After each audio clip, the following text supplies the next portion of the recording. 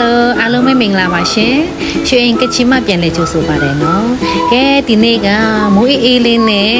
ကျမနဲ့အတူစိတ်သားဟုတ်ပေါ့ချက်စားကြရအောင်ကဲသွားကြစို့ကဲစိတ်သားလေးကိုရေနွေးပူပူလေးနဲ့ကိုဖြောရအောင်နော်သူ့ရဲ့ရေအနက်လေးတွေပျောက်သွားအောင်ကဲဖြောပြီးတော့ရေအေးအေးလေးနဲ့ပြန်ပြီးစေးကြောပေးပါမယ်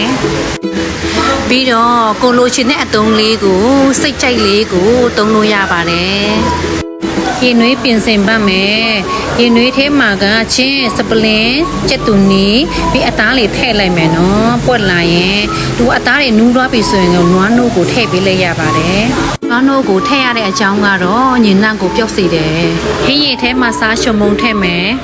အသားနှစ်ပိတ်တာခွဲကိုနှိုးစာရတယ်ဘဝပဝင်ပစ္စည်းကရှမ်းနာနာစပလင်းဖက်ဖိုင်ချင်းချက်တုံဖြူငဲ့ဦးဒီ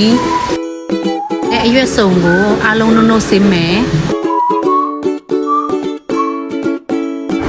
မလာအနစ်တွေပါမယ်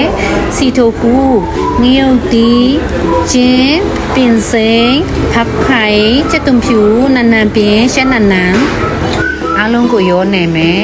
အတိကစိတ်သားဟော့ပေါ့ကသူ့ရဲ့စော့ကအရေးကြီးပါတယ်အစာပလာလေးစုံတော့အရန်မွေးတယ်အချုံမုတ်အနေငယ်ထည့်ပေးမယ်နော်အနစ်ကောင်းကောင်းလေးရသွားပါပြီဟော့ပေါ့နဲ့စားဖို့အရင်ရင်းတွေကဟင်းစိမ်းတွေစိတ်ကြိုက်ကိုတွဲလို့ရပါတယ်ကဲစားကြရအောင်နော်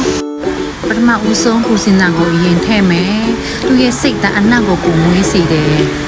ခုနရိုက်ထားတဲ့ဆွန်နဲ့လေရေနဲ့ထည့်ပြီးတော့စိတ်သားနဲ့တူစားရအောင်အရန်ကောင်းကျမနဲ့တူတူစားမယ်